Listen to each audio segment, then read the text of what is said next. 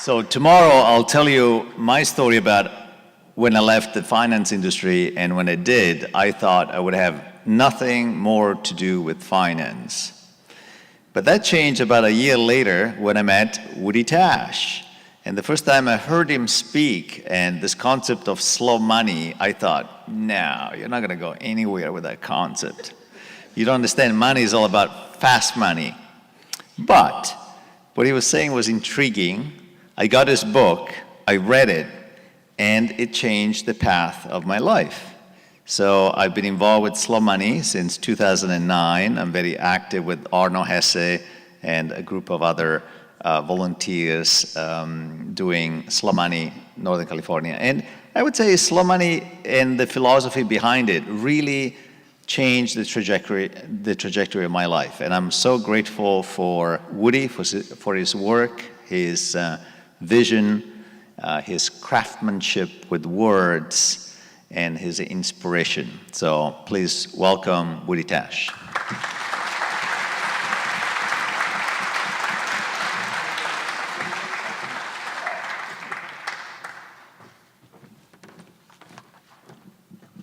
It always sounds so much better coming from an Italian, doesn't it? Yes. Yes is the answer to that, exactly. All right, so but I wasn't intending to do this, but then when I got into this room this morning and realized what a beautiful theater it was, I realized I had to do it. And the it is show you a 2.5-minute clip. And I'm always torn whether to set it up or not. I think tonight I'm going to set it up rather than making you guess what it is. Some of you people of a certain age will know what it's from. But there are a lot of other people here of another certain age, and you won't know what it is. So I'm going to tell you. It's from the movie Network, 1976. It is not the scene where he goes, "I'm mad as hell and I'm not going to take it anymore." But those words will come back in my remarks in a certain way. You'll hear that. This is a different scene, but the scene, just to set it up so it isn't totally mysterious, the man who is giving the lecture, which you'll see what I'm talking about in a second, is the CEO of a multinational media conglomerate, and the person he's lecturing is the anchor man on a network TV show who's kind of befuddled by it all. And it's probably, I don't know, it might be the best 2.5 minutes that I've ever seen anyway, about finance, globalization, kind of all the things that all of us in this room wish we could redress. So that's too much of a setup. I hope you enjoy it. I'm sure you will. Network. Here we go. Good morning, Mr. Beale. They tell me you're a madman. Only dizzle to relieve. How are you now? I'm as mad as a hatter. Who is it? I'm going to take you into our conference room. Seems more seemly a setting for what I have to say to you.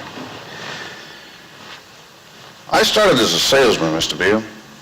I sold sewing machines and automobile parts, hairbrushes, and electronic equipment. They say I can sell anything. I'd like to try to sell something to you. Valhalla, Mr. Beale. Please sit down.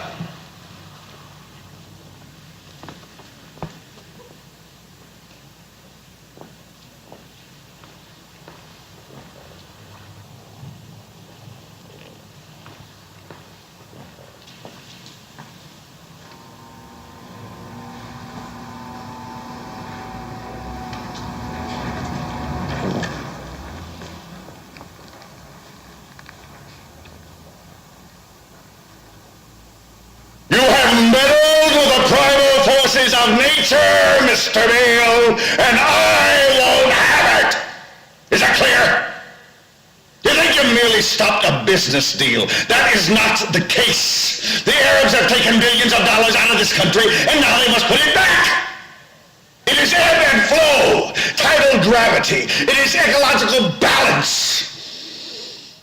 You are an old man who thinks in terms of nations and peoples. There are no nations. There are no peoples. There are no Russians. There are no Arabs. There are no third worlds. There is no West. There is only one holistic system of systems.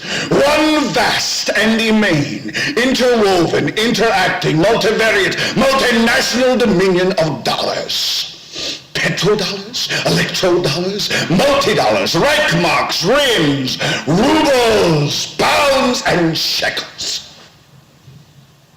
It is the international system of currency which determines the totality of life on this planet. That is the natural order of things today. That is the atomic and subatomic and galactic structure of things today. And you have meddled with the primal forces of nature. And you will atone. Am I getting through to you, Mr. Beale?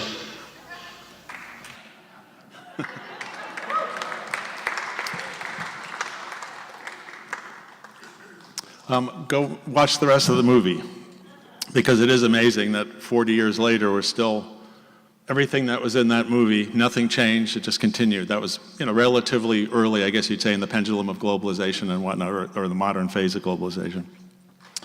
So you will see now why what I'm going to do tonight is, might be just a little bumpy in terms of a presentation, because I just finished my second book 2 days ago. And I actually was hoping, no, you obviously don't know why you're applauding. But I'll take it. So this is the first time I'm reading. I read a little bit the other day in San Luis Obispo on the way up here, but it's the first time I'm giving this kind of a talk and trying to incorporate the new book with some old stuff and whatnot. So please bear with me on that. Normally I wouldn't read as much as I'm going to do tonight, but I do want to read a few passages from the book, so I'll ask for your patience on that. And then I'm also going to review, for those of you who knew what slow money is, what's happening around the country, courtesy of people like Marco and Arno and some of the others, Jeff Wade here from San Luis Obispo, and all the great local leaders who are doing slow money stuff. And then I'm going to tell you a little bit about an experiment we're doing in Boulder now called SOIL, which is donations in, 0% loans out. I'll get there again. So I'm just giving you the arc of the thing. I'm going to cover a few different things, and hopefully it'll be just enough on each thing, and then we can have some, hopefully a little discussion afterwards. All right, so my book, I'm going to tell you more about it, but I'll just say right now, it starts with a 20-page poem. And therefore, I felt it necessary to prepare the reader for a book on food and finance that was going to start with poetry. So this is the note to the reader. This are the first words in my book. And you'll see why I should have known all along that I was going to show that clip, because it starts, I'm sad as hell. Oh, by the way, I do need to say, for those of you who never saw the movie Network, it is famous for a scene in which everyone sticks their heads out of the window in New York and says, I'm mad as hell and I'm not going to take it anymore. So you kind of have to know that. I'm sad as hell and I'm not going to fake it anymore. So, come on, somebody who's my age must chuckle at that. Our democracy is ebbing and carbon is flowing into the atmosphere, that is, instead of back into the soil where it belongs. I'm sad as hell and I'm not going to forsake it anymore. Poetry, that is. Is my sound okay? It sounds kind of loud to me. It's good? Okay, just want to make sure. To be sure, quirky, playful poetry is an idiosyncratic response to $100 billion arms deals, nuclear uncertainty, $1 quadrillion worth of derivatives, $1 quadrillion worth of derivatives. That's more than before the Great Recession. Just a little footnote there. Hunger, obesity, and the invasion of every facet of life by media and markets. But when I went looking for a meaningful response to the fakery of our current predicament, poetry is what I found.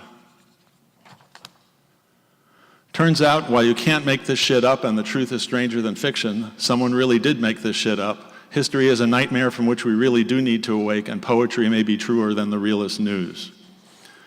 This is a call to farms. A call to all who plant, grow, harvest, eat, hug, argue, clink, put up, squirrel away, fritter away, lay away, and otherwise regret that civility and community went that away.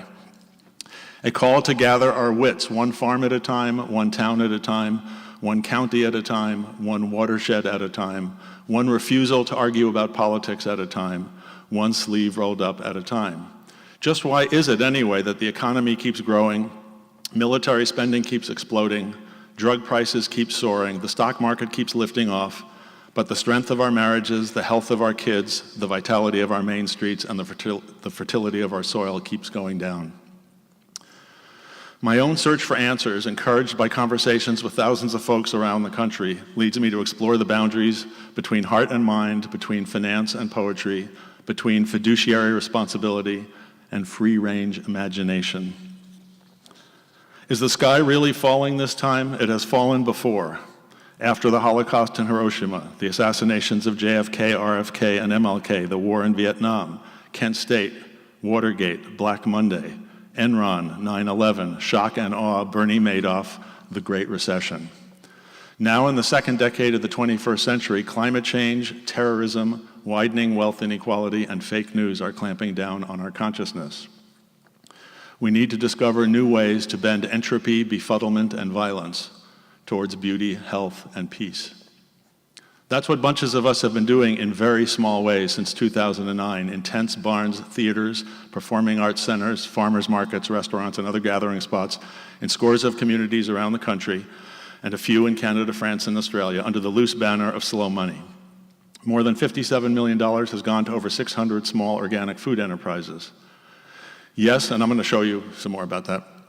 Yes, we are putting a little of our money into local food systems, but what is driving us forward is something more, an impulse towards beauty, health, and peace. There is also another more basic impulse. It's the impulse to be real neighbors rather than fake neighbors. Fake meaning our cars are parked here, our kids are in school here, we shop here, our roofs are pounded by the same hailstorms. But most of our money is doing God knows what, God knows where. Our political energies are swallowed up by national and international shenanigans, and our bonds as community members are wanting. As this volume was being put to bed, Richard Haas, president of the Council on Foreign Relations, stated, "We just have to face the fact that our government isn't working." Add to this what Nobel laureate Joseph Stiglitz said a few years back, "We aren't fixing the structural problems of the economy because we don't know what the structural problems are." We sense that macroeconomic fixes and national political debates are not enough. We sense that what we are being fed is not healthy. We sense that our cultural compass is no longer reliable, which is why we are all going a little bit crazy right now. If we are going to change course, really and truly change course, we must start by standing our ground against things dumbed down, watered down, Twittered down, trickled down, and hunkered down, against things overly politicized, polemicized, marginalized, externalized, rationalized, systematized, professionalized, fiscalized, intellectualized, and anti-intellectualized. In this pursuit, I've gone poetically incorrect. That's the name of the first part of my book. Because I harbor the suspicion that deep down, deeper down than the Ogallala Aquifer and the deepest recesses of fear, millions of us can still find the wherewithal to allow rhyme to flirt with reason in the land of the free and the home of the peaceably inclined.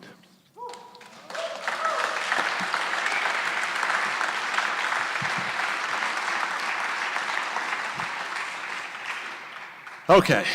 So like I said, I'm going to go in and out of that stuff a little bit. So those of you who have had the great pleasure of hearing me before, that's a joke, know that I always start with this pig. So those people are rolling their eyes right now. And I always start with this pig because it is a photograph of a pig that belongs to a guy named Paul Willis who runs Nyman Ranch in Iowa. And some of you, let's hear an applause for Paul Willis and Nyman Ranch. So, and of course, Bill Nyman, of course, is up this road here in Bolinas, and that company has been, let's say, a pioneer in the sustainable raising of hogs in small outdoor settings. You know, a typical hog confinement unit, I'm guessing most people in this room are familiar with all of that, but I'll just touch on it. A typical hog confinement unit, meaning the way Smithfield grows its creates bacon for us, you might have, let's say, 5,000 genetically identical hogs in one barn on like a quarter acre of land in crates, pumped full of antibiotics. And I'm not making this stuff up. It sounds like it might be a radical. This is the way American bacon is produced. But a small group of intrepid, sustainable family farmers Paul Willis has 1,000 hogs outside on 150 acres. So 1,000 hogs outside on 150 acres versus 5,000 hogs in crates pumped full of antibiotics in a barn. And that's kind of the choice. I mean, that's everything I'm going to say is kind of that same choice. And the same thing with our money. I have a line in the book that says something like, hogs confined in confinement units, it's said a little better than that, is just a mirror reflection of our money trapped in derivatives and institutions that are too big to fail. I mean, so it's all the same problem we're dealing with. So before I go further, and again, if I had more time and I wasn't trying to cover it so much, I would say something like, let's spend a few minutes just staring that pig in the face. And what that means is think about how your money, whatever money you have, where you're putting it is affecting other living things on the planet. So I want to just do it for like 10 seconds.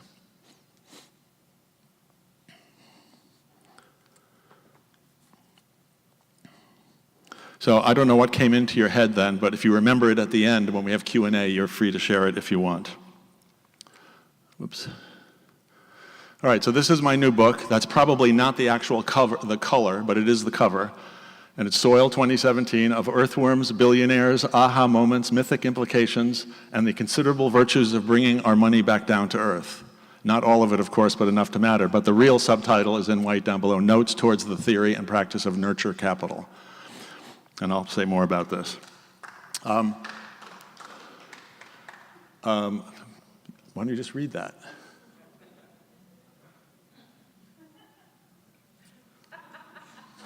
Are you that slow readers? Is that the problem? I have to say it out loud. Okay, I'm going to say it out loud. If it's true that we are what we eat, may it also be true that we are not what we tweet. Okay, those are actually the first words in my book inside the cover. I hope they get a little better reception in general than that. I liked it. All right. So this was my first book, and I put this in here because I know there's some people here who have never heard of Slow Money. I wrote this book after about roughly 25 years in, as a foundation treasurer, a small-time venture capitalist, running an angel network. And I didn't know what this was going to come out, and I certainly didn't know it was going to start anything like an actual organization or a small movement.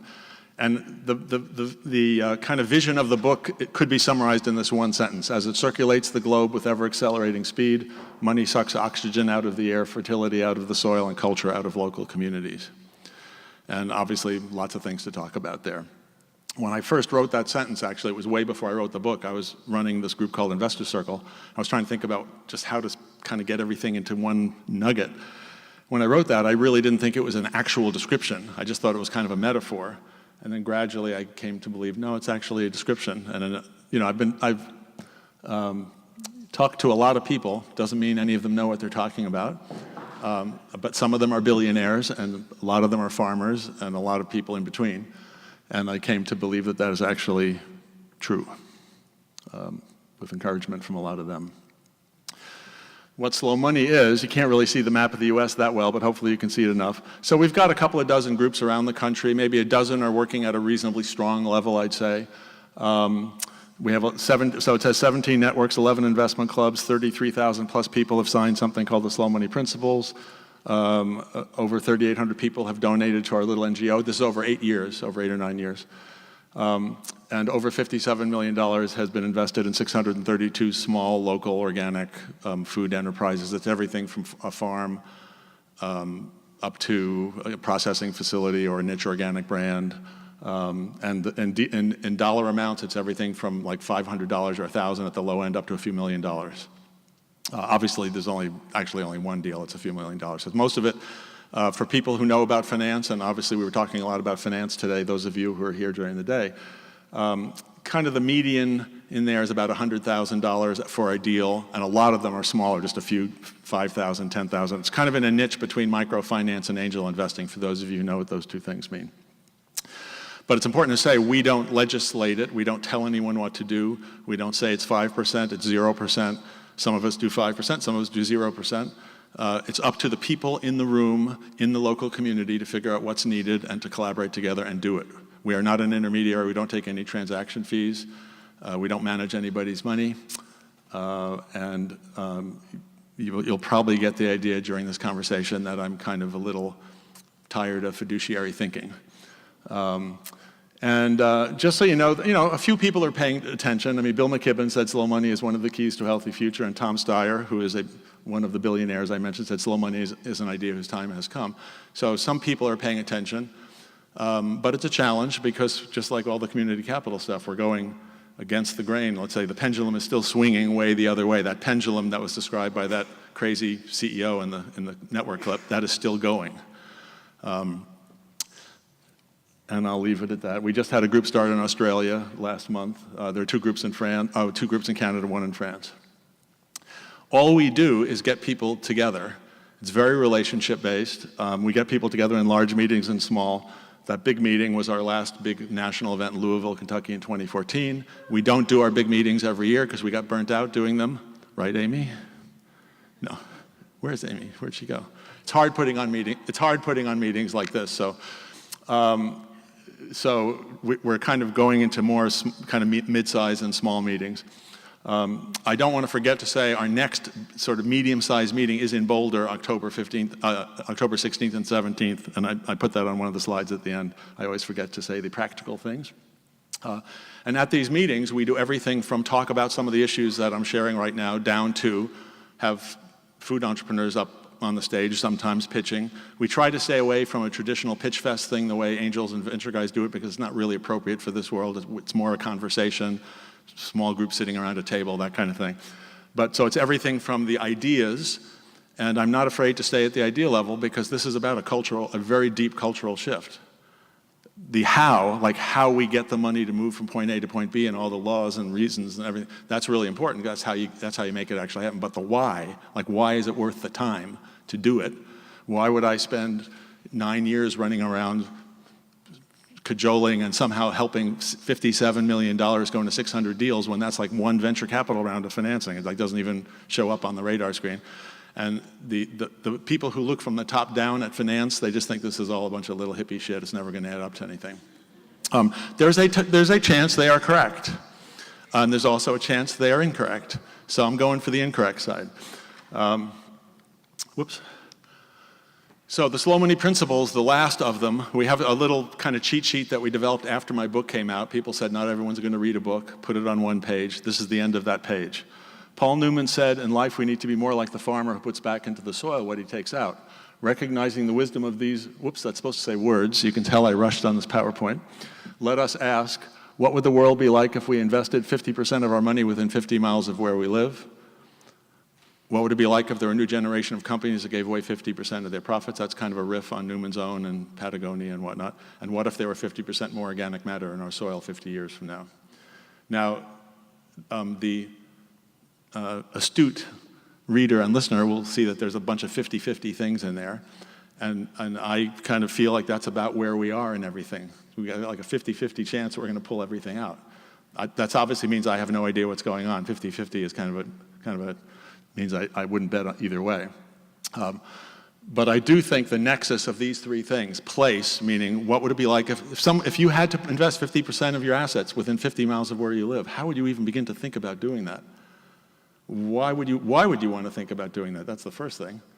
And I'm just asking these questions because we don't have time to get into the whole discussion, but hopefully in asking them, just the gestalt of asking them, you'll kind of feel the direction. So why would that be important? Could we ever do that, or am I serious? Really, 50%? What about 2%? Who knows what the percent is? But beginning to think about place as a discipline for how we invest our dollars is obviously, I believe, a very important thing. The second one is reimagining the relationship of, let's say, shareholder value to community value. So you say 50-50, it's like for every dollar that goes to a shareholder, maybe a dollar goes to the community or to the place, but it's just a thought experiment. And the 50% more organic matter in the soil is because soil is, I have a slide, I think towards the end, of David Montgomery, who's a MacArthur Fellow and has just written his third book saying soil erosion and loss of organic matter, soil carbon is the most underappreciated major environmental crisis of our time. So I'll touch on a little bit of that as we go. The title of the book is a play on a figure ground kind of reverse image. If you imagine the word soil, I don't know how many of you see this, already saw it on the cover. Oh, I'm seeing some nodding heads. We didn't do any focus groups on this. So if you imagine the soil is on a hinge and you just flip it down, it almost spells 2017. And when I noticed that, it just sent me on this whole journey, some of which I'm about to share with you. How many people here, I'm going to ask it in the reverse, have never heard of M.C. Escher? Don't be shy. I would expect a lot of the younger people not to have it, and that is true. So almost everybody who is, let's say, I'll make a number up, 55 years old or older, knows who M.C. Escher is. He died in maybe the 70s or 80s. I'm not exactly sure when he died. He got pretty famous in the 50s and 60s, and I'm going to show you his stuff in a second. He's a Dutch graphic designer, and I think I'll show you the two things first. So I have I put in the book several of his etchings, his drawings. Just look at this for a second and appreciate how many different planes and interactions are going on there. I'm gonna read something that describes them in a certain way, but just look at them. Look at it. Here's another one.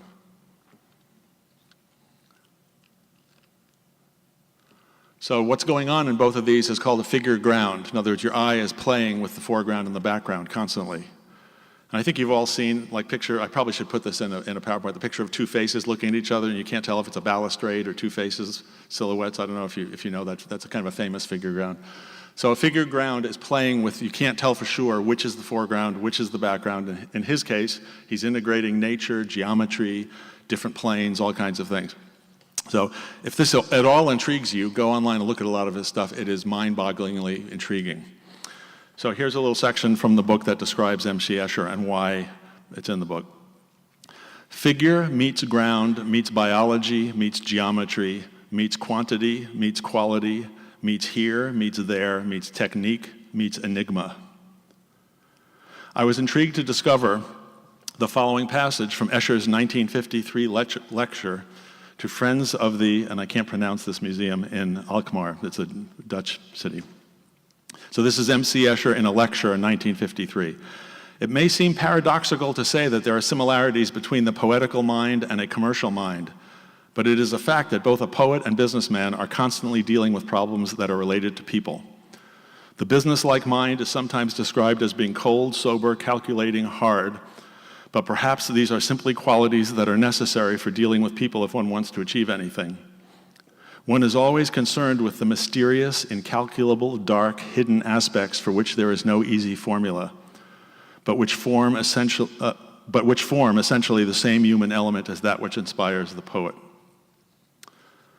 Escher's conclusion about what is necessary in business leaves me with many questions, but we can all agree that computer algorithms and derivatives and ultra-fast trading are, particularly to the layperson, but also, unfortunately, too often to the highly incentivized financial professional, mysterious, incalculable, dark, hidden aspects for which there is no easy formula. Business as figure, poetry as ground. It would seem there is no duality that Escher could not fuse into an overarching unity. And so, I would like to offer, for Escher's posthumous consideration, the following as a figure ground stumper. Industrial food systems. Industrial food systems are a figure without a ground. CAFOs, GMOs, NPK, high fructose corn syrup, Roundup, mouthfeel texturants, polysorbate 80, trans fats, yellow dye number whatever, feedlots, manure lagoons, Cocoa Puffs, untold BTUs spent processing, distributing, refrigerating, and freezing food. These are all part of a figure that has no ground. And a figure without a ground, like a house divided, cannot stand. All right, so that's a riff on M.C. Escher. I think I'm going to try to read it just face. Okay, so some of you, again, apologies to my old friends who have heard this many times, but guess where the concept of nurture capital came from? It came from my inspiration, Wendell Berry. And this passage, if you notice the similarity of the crumpled page to what was on the cover of my book, this piece of paper, which I, funnily enough, don't have tonight because the graphic artist who did the book, the graphic designer, has it. I carried this piece of paper around with me for the last 10 years, and I read it frequently. I conceive a this is from The Unsettling of America, a seminal book by Wendell Berry written in 1970, I think it's 6, actually. I think it's the same year, it might have been 73. Around the same time as Network. That's the kind of quirky thing about all this. I conceive a strip miner to be a model exploiter, and as a model nurturer, I take the old-fashioned idea or ideal of a farmer. The exploiter is a specialist, an expert. The nurturer is not. The standard of the exploiter is efficiency. The standard of the nurturer is care. The exploiter's goal is money, profit. The nurturer's goal is health. His land's health, his own, his family's, his communities, his country's. Whereas the exploiter asks of a piece of land only how much and how quickly it can be made to produce, the nurturer asks a question that is much more complex and difficult. What is its carrying capacity? That is, how much can be taken from it without diminishing it? What can it produce dependably for an indefinite time? The exploiter wishes to earn as much as possible by as little work as possible. The nurturer expects certainly to have a decent living from his work, but his characteristic wish is to work as well as possible. The competence of the exploiter is in organization. That of the nurturer is in order, a human order, that is, that accommodates itself both to other order and to mystery. The exploiter typically serves an institution or organization. The nurturer serves land, household, community, place. The exploiter thinks in terms of numbers, quantities, hard facts. The nurturer in terms of character, condition, quality, kind. And then when that appears in the book, I conclude by saying, this is more than a remarkably coherent passage about the tension between quality and quantity, industrial and agrarian. It is an organizing vision for a whole new financial sector, nurture capital. At least, that's what I hear. So that's where the kind of the impetus for the vision of nurture capital comes from. These are a couple of spreads from the book, and I just put them in there because I was hoping to have the book here, actually. We're about a month behind. It's going to come out just before the Boulder event on October 15th. But I just wanted you to see it's very left and right brain. It's true to what I'm talking about. Lots of pictures, lots of long footnotes, crazy, quirky asides. That one on the right is Barracuda jeans. This footnote over here to the right. Anybody heard of Barracuda jeans? They are pre-mudded jeans that sell for $425. And I'll try to read it. It's a little fuzzy up there. It says, Barracuda jeans, recently featured at Nordstrom's, are described thus. Heavily distressed medium blue denim jeans and a comfortable straight leg fit embody rugged Americana workwear that seen some hard working action with a crackled, caked on, muddy coating that shows you're not afraid to get down and dirty. Those are real. That's not made up. Like I said, someone did make this shit up. And that's in a little section about GDP and about how all the flows of capital, which we kind of grow up thinking more flow of capital is better. But guess what? A lot of flows of capital aren't better, but they all get counted as economic growth. And actually that chart up above, which you can't see any of the detail of, shows the divergence between economic growth and people's sense of well-being over the last 50 years. Right? You don't even have to see the numbers to know that. All right. I just wanted to give you a flavor of what's in the book. Okay, so now I'm going to get into kind of more on the ground, slow money stuff. And the segue is, there's a section of the book that talks about scale, and it basically says if you care about nurture capital, you have to grapple with these issues of scale. I said earlier, what's the point of doing all these small deals scattered all over the place? Is it going to add up to change or not? So you have to decide. I guess I can't get past this part of the presentation without mentioning E.F. Schumacher and Small is Beautiful, also written at the same time in the 70s. And I'll bet you a lot of people in this room have heard the phrase small is beautiful, but you probably have no idea where it came from. And it came from a book. How many people here don't know about the book Small is Beautiful? This is a good culture test. And again, it's mostly the younger people, not surprising. So he was a Rhodes Scholar, economist of the British Coal Board after World War II, and he had a late life epiphany. He went to the Far East and he came back and went, oh my God, Western economics is totally fucked, is out of touch with life, and we're going in the totally wrong direction. He said it a little cleaner than that. And he wrote a book called Small is Beautiful. And you really should check it out if any of this sounds even vaguely interesting to you. Along with Wendell Berry's Unsettling of America, that's the other Bible for me. And there were two basic principles in that book. Lots of interesting insights, two basic axioms. One is that unlimited economic growth on a finite planet is impossible.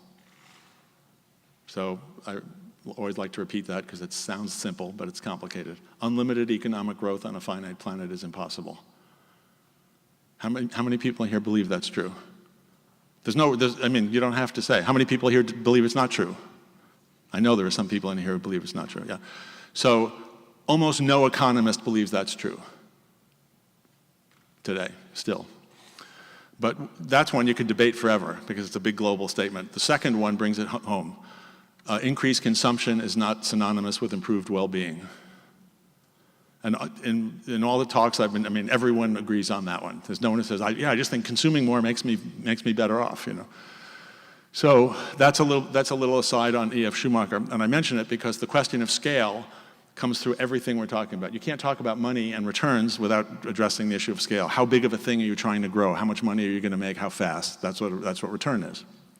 So I'm going to give a few examples of big, medium, small, and micro as they relate to food. This one says big, kind of an oxymoron. It looks small, doesn't it? This is from the Chobani website. And I'm not trying to bust Chobani's chops per se, but I did happen to get into this when writing the book, and I was kind of surprised to see that they show that picture in their section about their ethics and their animal welfare and whatever, and it implies that they have lots of small farms with cows out grazing all the time. How many people think this is actually how Chobani sources its milk? Don't raise your hand. I will just tell you that their new plant in Idaho Falls, he was on 60 Minutes. The CEO was on 60 Minutes about 6 months ago. Very excited. He's a guy who grew up in East Turkey. He's a Kurdish. He grew up in a shepherd family, came to this country, he's hit the American dream. It's a really interesting story in many, many ways. From a food perspective, he now has a plant in Idaho Falls, Idaho, Twin Falls, Idaho, sorry, that processes 11 million pounds of milk a day. 11 million pounds of milk a day. There are so many layers to the story.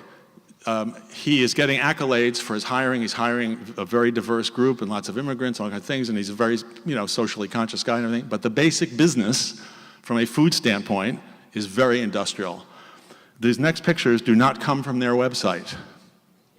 They come from just the web, and they are probably pretty close to representing the places he gets his milk, meaning it is local, it's within 50 or 100 miles, but it's a 5,000 or a 10,000 head operation where the cows may or may not ever go out on pasture. There, they probably get out sometimes, mostly fed corn. There's so many different layers to this thing, we don't have time to go into it. But just know, to produce 11 million pounds of cheap milk a day, you cannot have a few cows out grazing on pasture. I think we would all kind of get that idea. So that's big. And before I go to the medium, I'll just say a venture capitalist is looking for big. Venture guys probably, it's not fair to say they don't care about this, but what they really care about is the 11 million pounds a day. And Chobani went from nothing to $1 billion in 10 years. So it's kind of like the darling of food entrepreneurship. And so if you're a venture capitalist and you work in Silicon Valley and you might be willing to invest in a food company, which is pretty rare anyway, but you would be looking for something like this. Medium, a medium-sized company, Stonyfield Yogurt. I'll bet you a lot of people in the room know Stonyfield. I hope you do. Hope you knew Chobani. I happened to invest in Stonyfield when I was treasurer of the Noyes Foundation, Jesse Smith Noyes Foundation in New York in 1994, when it was about a $30 million company.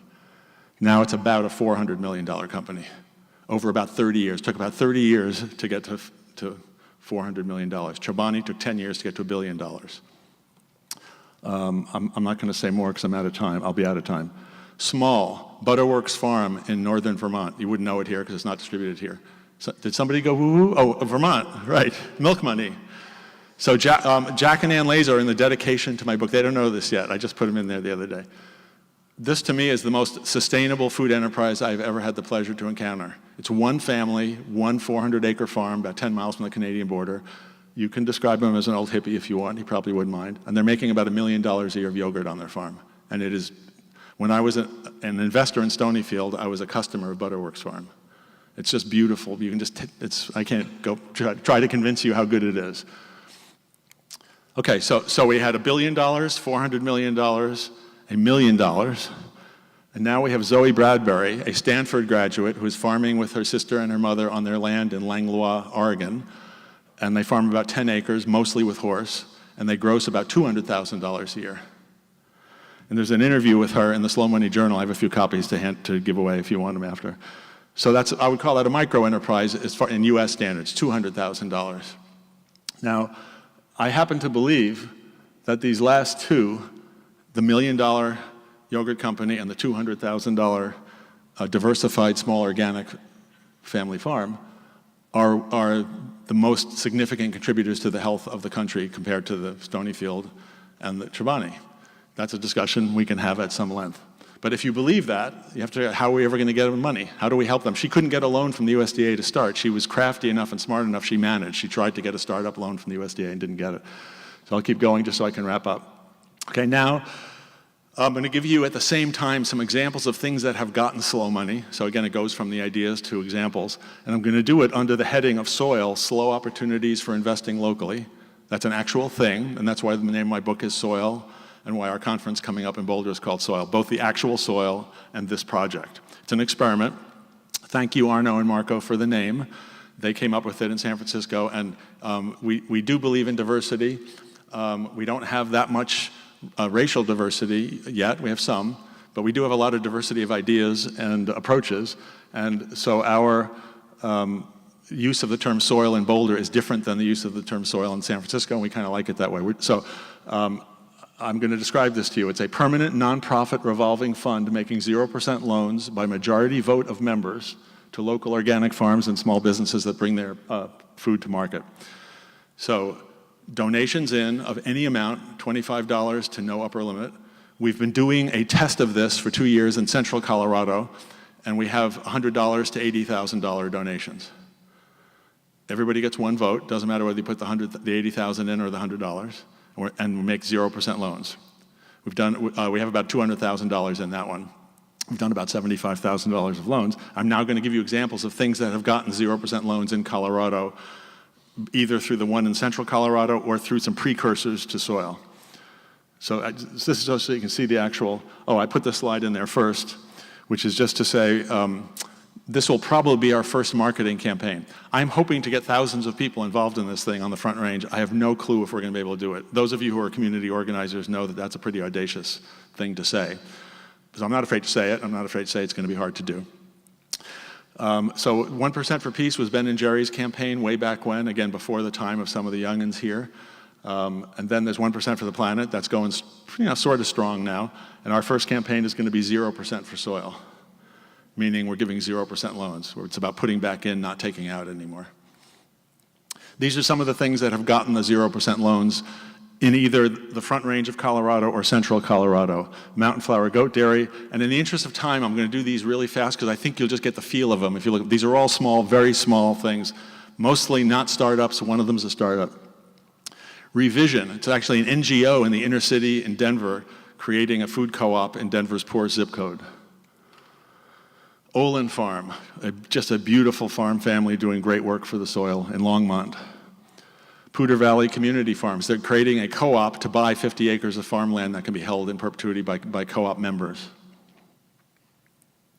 Ozuke, it's a fermented food early stage company, about $1 million in sales, all organic, based in Boulder. Don and Daphne at Zephyros Farm, they have 2 acres of certified organic flowers, 2 acres of veggies. They gross about $100,000 a year. We lent them money for a used refrigerated truck. Harper and Christian, they're kind of startup farmers, but they both have lots of experience working in other farming enterprises before, and they're micro-farming 1.5 acres in Carbondale. So I went fast on that part. That's really where I should go the slowest, because those are the people actually getting the loans, and that's why we're doing all this. But the stage we're at, we still have to spend a lot of time on the why and kind of getting everyone to face in the same direction. So I hope you understand that. This is our event in Boulder. I mentioned that, October 16th and 17th. So I just wanted to kind of wrap things up, just say a few things about the soil. It's so easy not to pay attention to the soil. Leonardo da Vinci, this quote is from my first book. 500 years ago, he said, we know more about the movements of the galaxies than we do about the soil underfoot. That was 500 years ago. It is still true. If we had time, I could give you all these stats. There are billions and trillions of microorganisms in very small quantities of soil. Most estimates say that more than half, if you weighed all of the life on the planet, more than half of that life would be in the soil. We just tend to look at everything on the top, right? We think that's everything.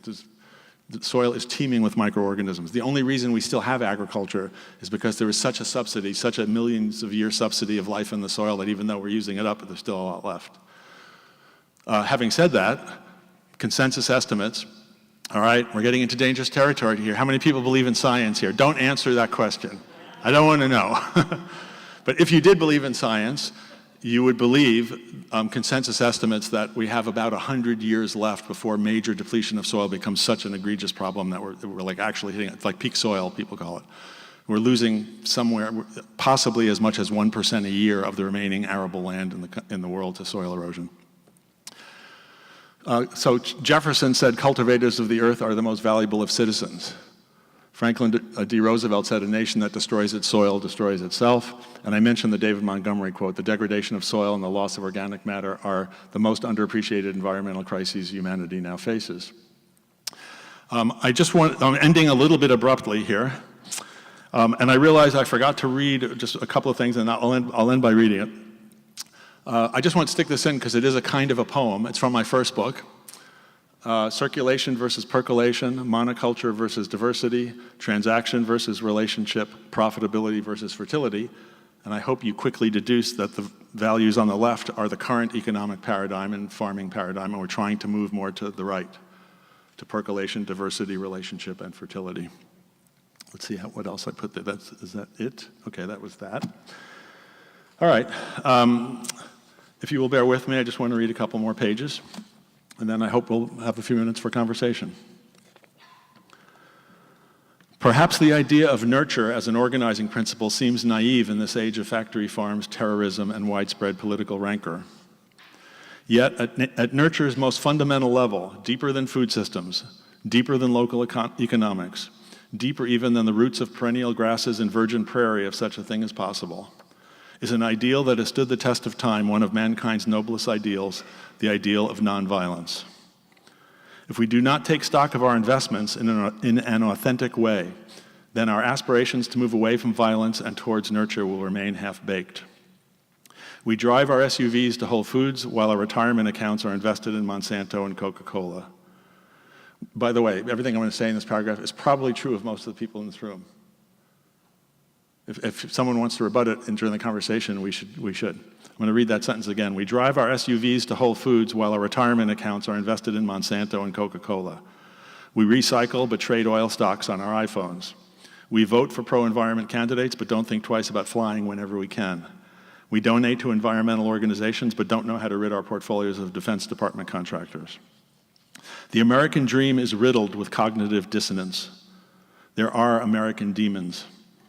We each internalize this dissonance in our own way. We each make peace between deal-doer and do-gooder, between objector and investor, between ideologue and neighbor in our own way. The peace we need to make at the political level between red and blue, rural and urban, conservative and liberal is obvious and much ballyhooed, although it often seems as far-fetched as politicians calling for other politicians to get beyond politics. Isn't someone going to chuckle at that? Thank you, Narendra. Appreciate it. I don't think I hate anything more than that. Politicians saying, it's not a liberal, we got to get beyond the politics. Okay, sorry, I went off on a rant. I haven't had enough to drink to get into that yet. Peace that has real roots so that it may one day flourish and influence the realm of national politics needs to start at a more personal, more neighborly, more earthworm-loving level.